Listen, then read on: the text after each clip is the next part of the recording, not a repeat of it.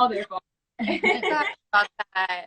I don't know if these Instagram lives are really going to keep working, because the last time it did the same thing to me. So it might just have to be videos we upload, although I do like the interactive feature. But I love it as well. I think it was good, a little pause, so everybody can, regain yeah, get back. It was like divine time. But yeah, so one of the things that I was feeling, I want to just, not call you out, but point you out. Like I said, in meditation before the live, and just now, I really visualized you as a phoenix. Just this on fire. On fire. Phoenix is a bird, yes. But just your essence, your what you exude. I see new beginnings for you. I see just like we said, a new perspective, a new perception, coming around. And I think a lot of what and how we visualize ourselves has a lot to do with either how we were raised or society or things that kind of impacted us. So along with the phoenix, of course, fire is that orange, that deep orange. I'm sorry, it's good. It's a deep orange right now. Right? Radiating. But that deep connection with our sacral chakra, and I think it's very important that women start getting together and start talking and start having conversations that have been told are supposed to be hush hush, and kind of suppressed. So yeah, if we would like to start. I really think that is hitting the nail on the head for me, for sure, because I definitely phase of new beginnings, and more than anything, just changing how I respond to the world and things that happen to me or around me, definitely like kind of change the narrative on all things around that. So it is kind of like this weird new beginning for me. Yeah, for sure. Yeah, and I think that even, as sad and as terrible as, the deaths we've experienced through COVID are, I think this is a very good time for people to really understand what being still and being paused means, because it's nothing holding us back from coming out of this just, head on and just. So I really admire, what you're doing and just the power I feel behind what's about to take off for you. It's really exciting. And that's really huge too with everything. And it's not necessarily all COVID related, but I am for the first time in my life experiencing a lot of grief at the same time, because I lost my grandmother, one of the most important people to me, and then like someone very close to me, my people. And I realized I kind of had this epiphany, shit, the way that you deal with grief is like time and distraction, and you don't have either of those tools right now, and you're fucked because you have no other tools. So oh my goodness. Sorry, what were you saying? Oh no, yeah, I was agreeing with you, like seconding. I felt, even as we went through that guided meditation, I mean, there were distractions, like a connection, and hearing you sometimes took me out of it a little bit. But especially when we got to like the heart, the throat chakra, I was like, oh my God, you have so fucking gunk up in there that you're just like storing and not letting yourself release. And that really out to me, for sure. Yeah, for sure. One of the first times we did meditation together at the lake, she was like, scream. I was like, no. She's like, what do you mean? Like, people are around. Like, no, like, what are they going to think? And I think that's how we've been taught is before even speaking, it's like, what are other people going to think about what I have to say? And at this point, it really needs to be that understanding and love for self that what I have to say needs to come out. I will work on my approach and my delivery, but understanding that this is powerful. Also, like, as women in society, we've been taught to quiet ourselves. Just existing in the patriarchal society, as women, we are silenced a lot. And even when we start like navigating into spaces where we can use our voices, sometimes we have no idea how to. And the first step for me was scary because I realized you can't first try and perfect the how to before you release it. Mm-hmm. You have to just kind of surrender to the chaos of it first, and then learn from there what it looks like. Yeah. And I was terrified of that part of it, of like not being perfect, not being accurate, not being correct, and being out of place. And just not right. Mm-hmm. Just like this isn't right. This isn't these emotions aren't right. These feelings aren't right. I feel I shouldn't be. This doesn't fit into what I'm supposed to look like, my image. And so being able to surrender and release all of that for myself and just witness my feelings and then allow them to come up and out was it. The energy, you don't realize how much energy you're just holding on to or wasting because you're just trying to keep yourself like this and restrain yourself. Right. And I think it's those, like, you know, those uncomfortable moments where we really, you know, sit with those uncomfortable, scary moments where you feel like a little bit out of control and you're scared how it might present itself and when. So you kind of try to control it, but you really do. You put it on this shelf or you store it inside you and you can't release it because you're not, like, you know, you're holding on to it. Exactly. And it shows you a lot of what your body naturally does for you that we no longer pay attention to because it does it for us. Mm-hmm. And where it's stored and everything. And I think, you know, meditation and stillness is important because you realize, oh, my heart is blocked off. Like, it's a defense mechanism. It's, you know, it's a way to maybe to pause and be like, hey, I can't let anything else in right now. But now it's important to why your heart feels the need to be guarded, or your throat feels like, okay, nope, don't speak, or whatever you feel those blockages. It's really important. For sure. And so, like, with the sacral chakra, what has been coming up and what I've been seeing is a lot of those hush things that we're not supposed to talk about. Like what? Yeah. No. So periods are one of them. Trauma is another, and I think it's just really important to understand the connectedness of our bodies back to our womanhood and taking back that understanding of it for ourselves. So, like, I guess I would like to, you know, for you to share, if you would like, just kind of what your first experience was with your period, because I know mine. Hi, all guys. Was not that was not that lovely. But like, you know, I believe I was 11, pretty young, and just, you know, handed my mother's box of tampons. You know, no, you know, no. You're like, oh, I do these things. Yeah. So, oh my God, my mom, I actually had to give her shit as an adult because she gave me one of the fucking tampons without an applicator when I was a teenager. Wait. I was like, what? Okay. I'm not this good. He walks around with he was like, that's not peace. But she had those little, like, organic tampons that you just, like, you know. And I was well, I don't know what to do with this. I need some help here. She handed me the box. I didn't know. The whole applicator was there, you know, and I walked around for a few hours like, Mom, this hurts. She said, oh yeah. And then I was like, no, something's like not right. And she was like, oh, you're not supposed to do that. And I was like, yeah, maybe we should have sat down and we should have had that conversation maybe. You know, about how beautiful this actually is, what it not just natural, or this is what happens because, you know, Eve did this. We good. I was just making sure. Yeah, I think the sound went out.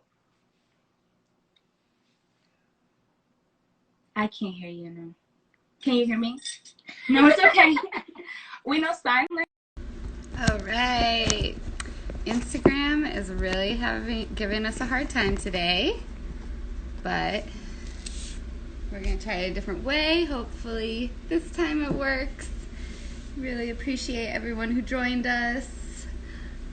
And when we upload these, it will not have these annoying gaps.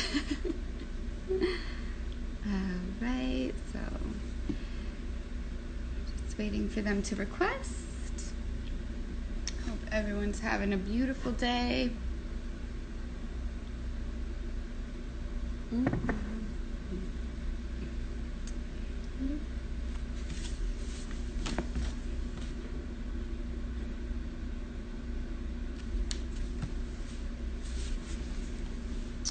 All right, love. Let me see. All right, so they're requesting, connecting. Hi. Welcome back. That actually did seem more official to have you request. Yeah, it seems yeah, we're good. So yeah, but we were talking about Megan walking around with an applicator. Yes. And I'm curious as to how you got your undergarments back on. Yeah, so it was actually I think my 11th birthday party. I had a water slide. All my friends were there. Yeah, so, and I put my bathing suits back on. I was like, oh no, guys, you have fun. Like, I'm not gonna get on the water slide. Like, you know, just very simple. We didn't have a conversation. We didn't have anything about, you know, what now this means or, you know, welcome to womanhood. And this is the beautiful story behind why your uterus does this every month.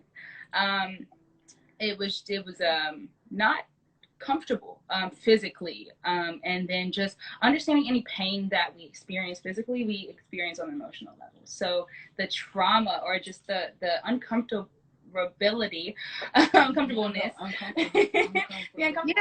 surrounding that is discomfort. Just there we go. That's the word. Something that, you know, is now carried for however many periods I had after that before understanding it for myself. Right. So yeah, and I think even starting with my period, it was bad cramps. You know, there were cysts running my family and getting, you know, over cysts and things like that. So it's like, oh, this is terrifying. I don't want to be a woman. Like, take this. You know, it's like a big thing. Every this time of month, you know, it's posted. It's whatever. I hate being a woman. I hate this. I hate having my period. I hate this. And I think it just comes from being more connected with that part of your body, understanding what's happening. You know. During this period of shedding and recycling of cells. But yeah, what was yours like? What was mine like? Okay. So I got mine in middle school. I was in the 7th grade when I got mine. I was a late bloomer. You know what I'm saying? I'm real small. I probably could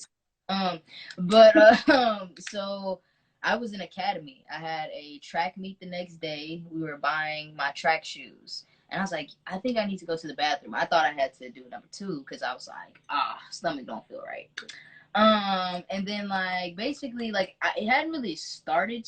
It was just like, I guess like, you know how it's like is that too much? Is that too much? Okay, cool. I was like, you know, sometimes like it's like the brown discoloring of like when blood dries basically, or like that yeah. And so I was like, at first I thought like I was like, I pooped on myself, that's ridiculous, like I'm too old for this, right? But then I was like, no, it's not coming out of my butt. I'm confused, like what's going on? So I ran out the bathroom thinking I'm dying. And I was like, Mom, brown stuff came out of my vagina. And she's like, oh, that's just your period. She calls my dad. And she's like, keep in mind, they're cool, but like, you know, he's not there every day. So yeah, it's like, you can't be that cool with your dad. To her, she's like, yeah, your baby a woman now, and I'm just there in this academy, like, Mom, I'm dying. Like, you're not hearing me. Like, something's wrong.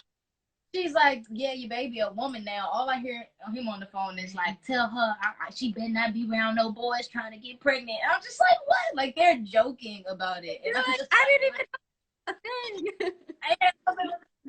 I didn't get like an explanation. I just was told like, okay, well, you know, this is your cycle. Every month it happens. Like I got it more on a like very scientific level. Like my mom's a teacher, so she was just like, yeah, your insides are shredding themselves apart basically. And I was like, that's cool. She's like, yeah, you're passing your eggs. I was like, okay, I guess.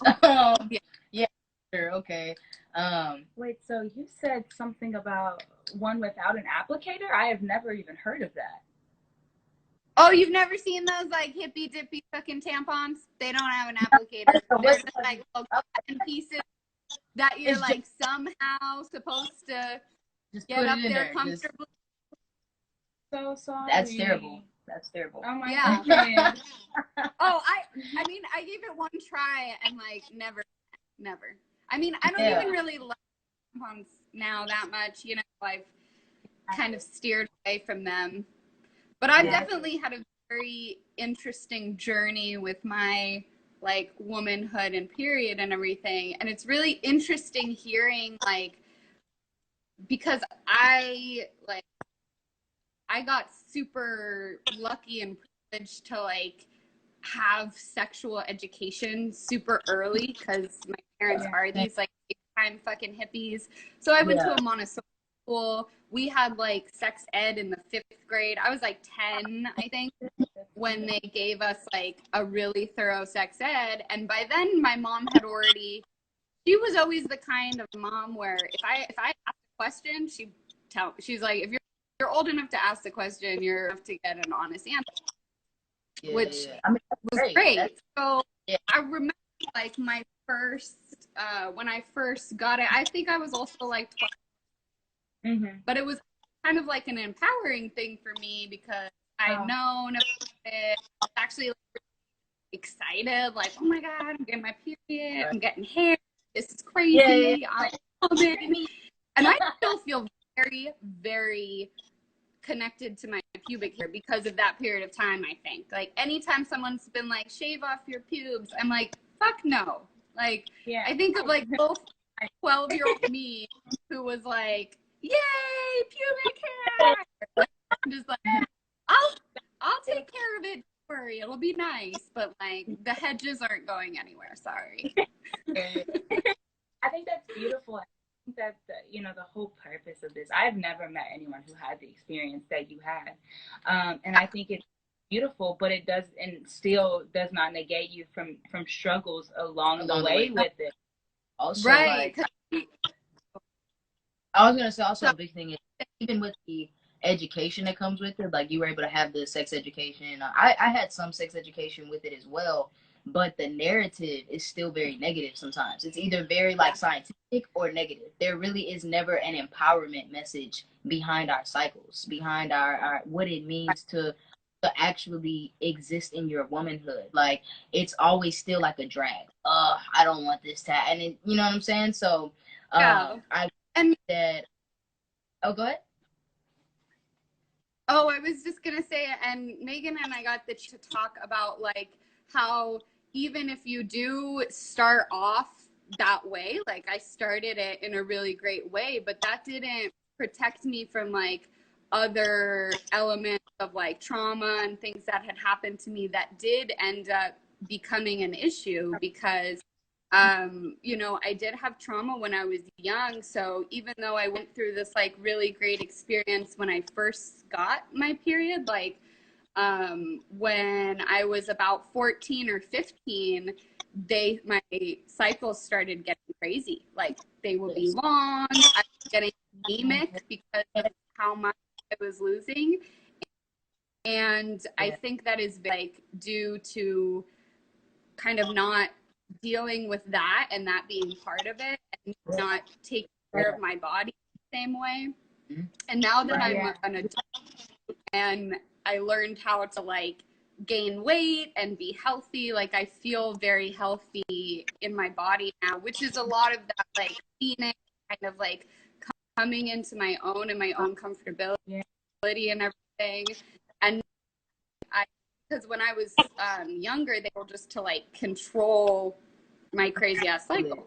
And now I'm not on it and my body is fine and feels like healthy and good. And I think that has everything to do with correcting my relationship to my womanhood. And like getting back. Yeah. Because you don't understand how on so many levels, like we said earlier, your body carries it. That disassociation brings about your body screaming to you, like, okay, pay attention in this way. Here's the headaches. Here's bloating. Here's all of this. Pay attention to me. Okay, you're not going to pay attention to me. I'll be here longer. You're going to have to know that I'm here, that I'm trying to tell you something. I'm trying to give you something. Now, what was crazy for me, like, so I identify with my masculine energy, like, way younger.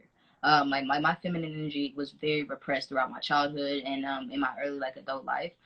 It just came natural to me. I played sports. And playing sports impacted a lot as well, just because when you're more active and stuff, sometimes you can have like a not as regular period. It just comes when it wants to. So I was just extremely disconnected from it. I was just like, whenever it comes, it's here. And then it would just be extremely long, extremely heavy, painful. But like, as I genuinely started to care, like, actually, like, what is this about? Like, what is happening to my body? Why is this happening? Why is it so painful? What's going on? And not just treated like, I just kind of treated it like I just wanted to not get in my way while I'm trying to deal with my life, do my life, and be this macho, like, I'm trying to keep up. I'm not trying to have to, I was in the military also, so it was just like, like, I would be in extreme pain, but I'm working on helicopters and no one cares. Like, they're like, oh, well, like, go to work. And I'm just like, I can't stand up right now. Like, so I treated it as like, go away. Like, you're just keeping me from doing my life. And then, like, that shift in perspective of like, no, I need to be listening. What's going on with my body? Why is this happening? And I noticed it started to be shorter. I noticed it was a lot less painful. Just a big change in it. And it's just interesting to see your body, like you said, respond to you actually giving it the love and attention that it's asking for. Yeah. And I think our cycles are very important. Once you understand how connected, everything is to the moon, the earth, everything, and just paying attention to yourself, your emotions, the healing that you said, like, trauma doesn't go anywhere. You can be like disassociating from it, you can whatever, but it's still there. And until you take like she said, we've been taught, like, play tech sport, stay out there on the tennis court and play and whatever, figure it out. Like, women back in the day used to sit and bleed for however long their periods were on. They used to sit. And I think it's important, even if you're not in a position to just be able to do nothing while your cycle is on, I think it's important to keep a journal. If you don't journal daily, at least start journaling when your period is on, when you start feeling hormonal before your period. I just really don't like the negativity surrounding too emotional, PMS, like, and being a negative thing, like, and that's another thing for me, as I got more in touch with my feminine being, like, that was another reason I would hate my period, because it would make me sensitive, it would make me emotional, it would make me care about things I usually don't care about, or respond to things emotionally that I usually would not respond to. And what it really showed that, no, you're just existing numb. These things aren't not affecting you. You're just being numb about them. And I'm gonna, like, it was just like, wow, I'm so sensitive right now. And then it just became an embracement. And it was like, okay, then I started paying attention to patterns. Why is this bothering me right now? Because it happens once a month. So I think it's the best way to really watch yourself, watch your emotions. It doesn't happen overnight, but being able, like she said, it's repetitive. It happens every single month. So just kind of watch yourself evolve, watching yourself grow. When you catch on those behavior patterns or those emotional patterns, you get to see where maybe they come from, and then how to release them. And it's a way of showing compassion to yourself. It's not about, I'm trying to do better. I'm trying to be better. I need this to not go away. My periods need to be shorter. I need to be happy when I'm on my period. We have so many goals for ourselves, and I think this period is like just compassion. Like, I've been practicing veganism, and I think I'm going to transition to whenever I'm on my cycle to I have whatever my body says it wants, because this is a time where I'm supposed to just love on myself, give myself whatever I want, and just kind of connecting once again with what women, like, this is a way that just connects you so deeply that we don't even really understand on a surface level, because all of the women before us have bled. unless there was some kind of, you know, difference in genetics or whatever. But it's understanding how and what it used to mean versus what it means now, and just not trying to keep up, and just really sitting with yourself and getting to understand yourself. It's so interesting to me that in society, like, all of these things that make us women have been deemed as weaknesses, or setbacks. And now that my perspective has shifted with it, I see just how, like, powerful these things are. Like, yes, we endure pain, we endure things, but that's because we are life barriers. We bring life into this world. Like, you know what I'm saying? Like, with great beauty, there's sometimes also great pain. There's also great conflict.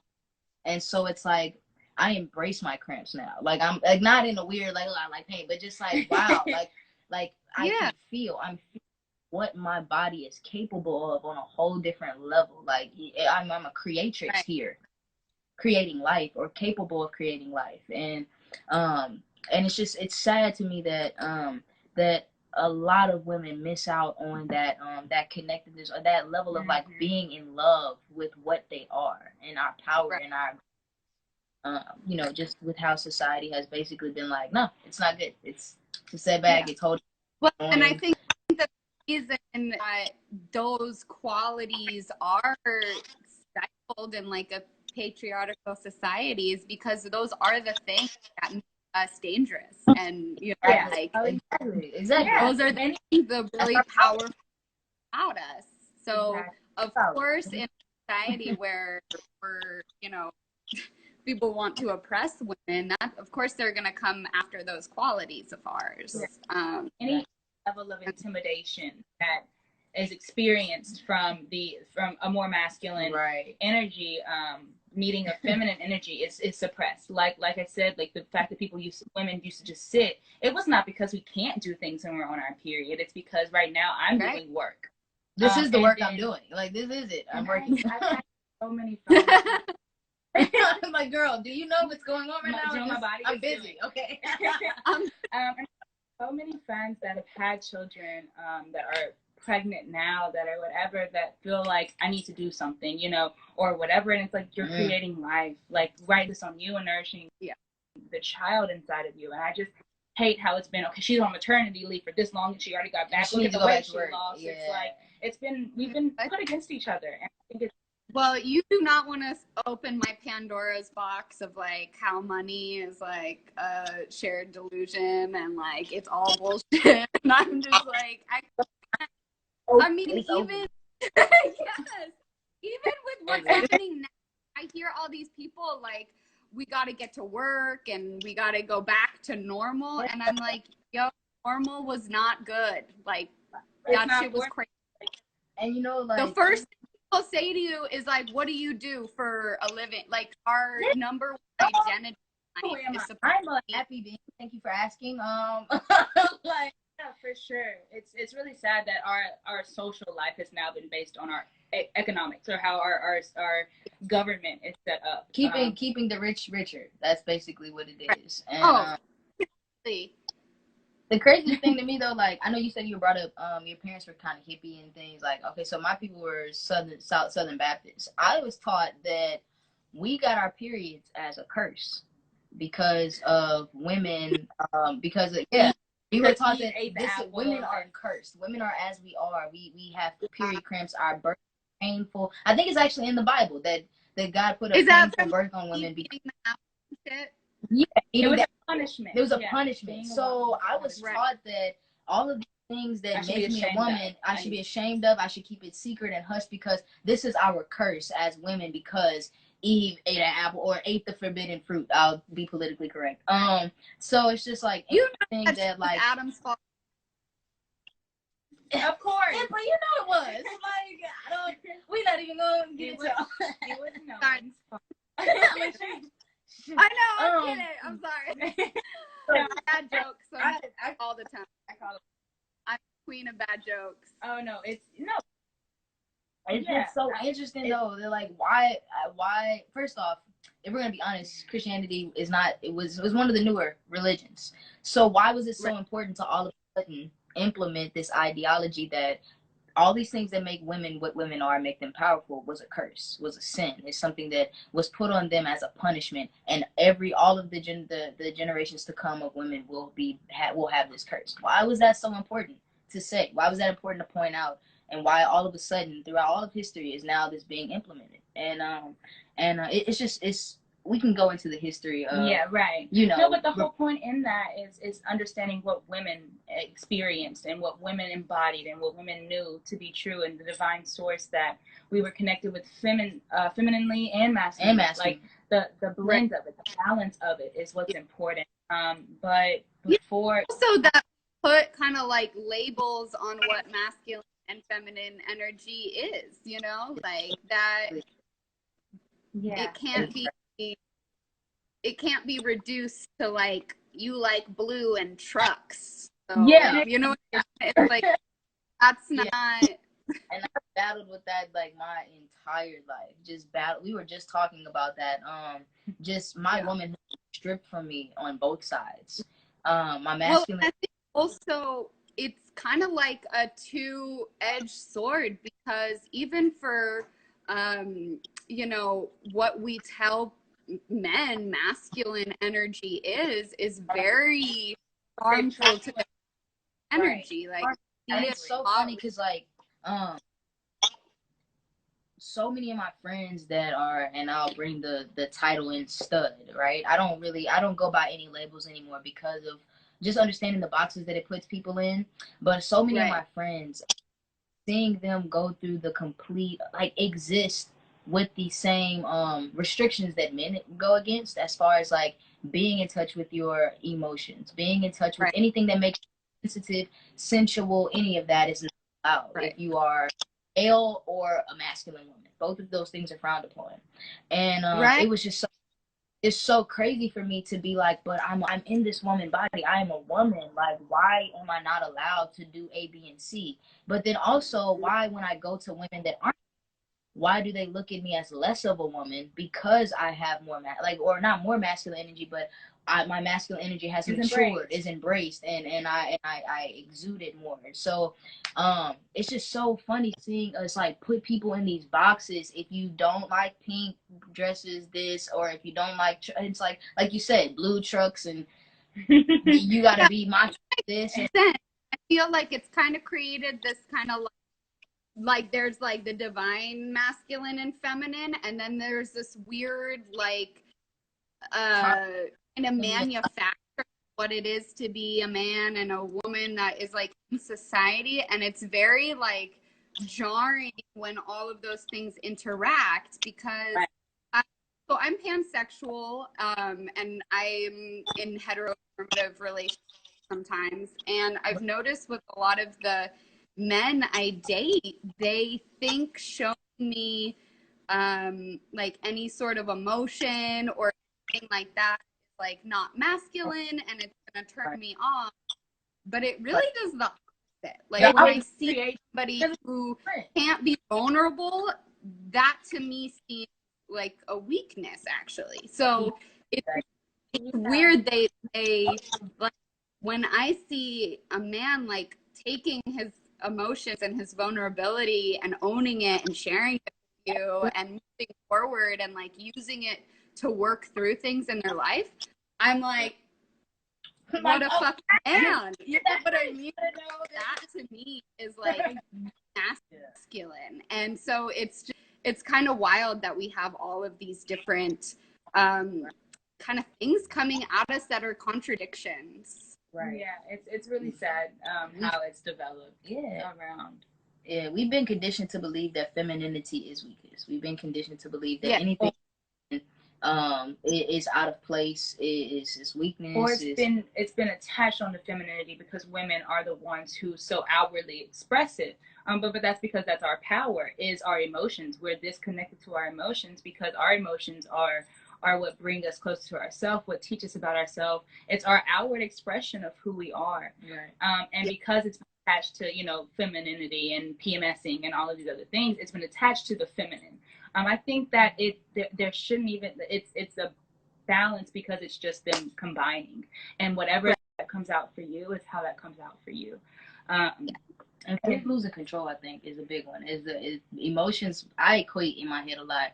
Being emotional is also the ability to completely lose control, to let yourself go. And for men, a lot, that not having control is problematic for them. You know what I'm saying? Yeah. This is a big problematic thing, and because they've been taught that you have to be the foundation, you have to be the rock, you have to be security, stability. And all of those things, a lot of the time, men are just trying to embody what they've been taught they're supposed to be. They don't mean harm in not being able to release that, but it's what they think being a man is. Right. And so it can become toxic. And I existed in that mentality. Even though, like, I am a woman, I've always embraced being a woman, I existed in those rules for a long time. And releasing that was hard. It was hard. Yeah. But I mean, it's so hard, but then, like, there's nothing more beautiful and beneficial that you could do with your life. Exactly. And I loved being a part of it. We got to watch it, unfold together. I was like, it was interesting. I'm not going to put any business out there or anything, but just like, the conditions, like seeing the conditions. And I was like, hold on a second. Like, let me yeah. Yeah, so like that's the JJ, dude. Yeah. I'm like, I know it is. So just kind of seeing that embodied, through our relationship, through just breaking those down, and then getting back to womanhood together, and just understanding like what it means, what And I read a book that I would definitely recommend, called "Love Your Lady Landscape." It's written by Lisa Lister. Yeah, it was also, she also wrote like the book Witch, but she goes into it, understanding your own sensuality. She touches on trauma, touches on things like that, and I think that's a really huge topic that, like I said, I want to definitely start speaking on. I'm writing a book about it at the moment as well, but I'm really excited. It's very important. As women, we've been, just like men, placed in a box, placed in whatever. But because I haven't experienced the masculine side of it, I don't feel it is my right to speak out against it, but only to understand from the feminine aspect what I've experienced because of it, what I've seen those around me experience, and just understanding that our womb is our intuition. And going backwards now in my life and being like, oh, that was my intuition speaking to me. What my dad told me was God, what told me was this. Like, no, that was my body being like, I want to protect you. You need to listen to me.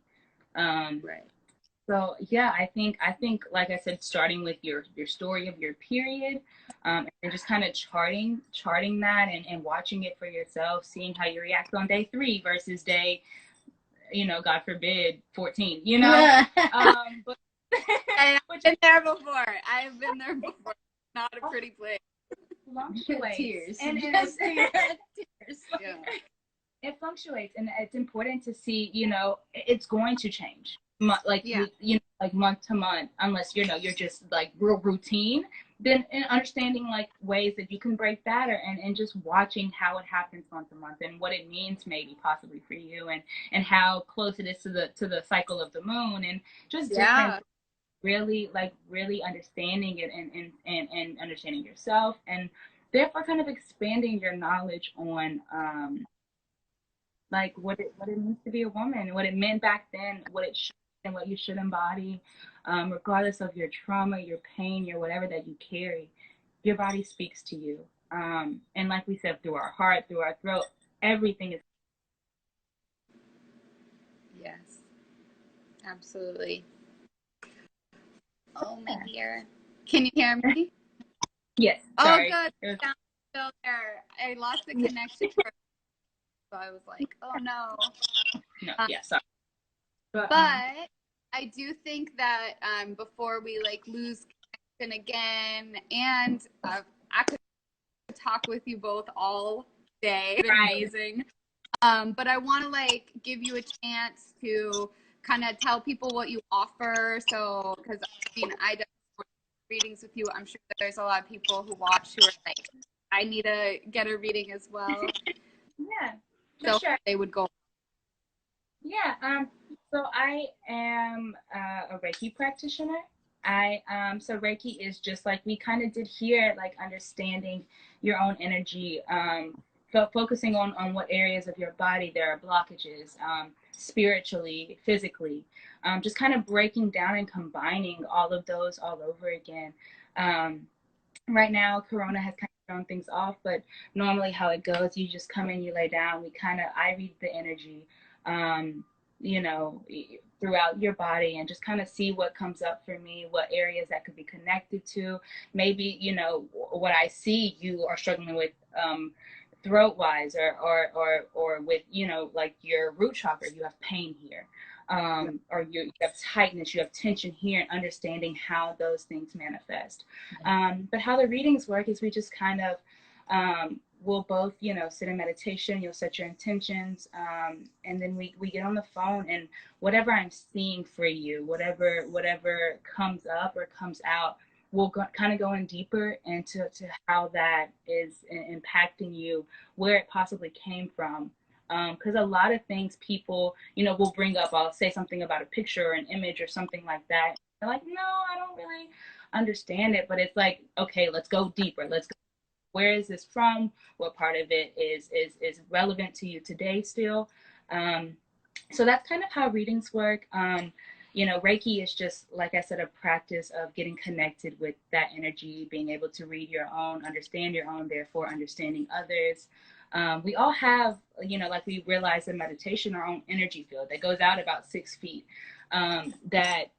Why it's so important to understand who you're sharing a space with, an energy with, and things of that nature. But yeah, that is one of the main things. I'm also going to be starting school for massage therapy and to become an acupuncturist. I also want to starting school to become a doula, which is kind of like a midwife. Which is why I pointed out, you know, periods and pregnancies and just yourself, so that way you understand what you're nurturing and that this person is also existing with you, and all of those things. She also does readings as well. Not as doing poetry, but I mean, I'm kind of like a quiet, you know, healer. But I mean, I do heal creative arts. I heal through conversation, music. I do music and spoken word. That's my main focus as far as like but I also want to go into massage for healing as well. But yeah. I'll definitely when I upload the so this video, the live will be on our story for like 24 hours, and then I'll upload the video and I'll make sure tag profiles so people can find you. Yeah, for sure. Just and me, I'll do like a little sell or something because of our live. It's on reading. And I really want people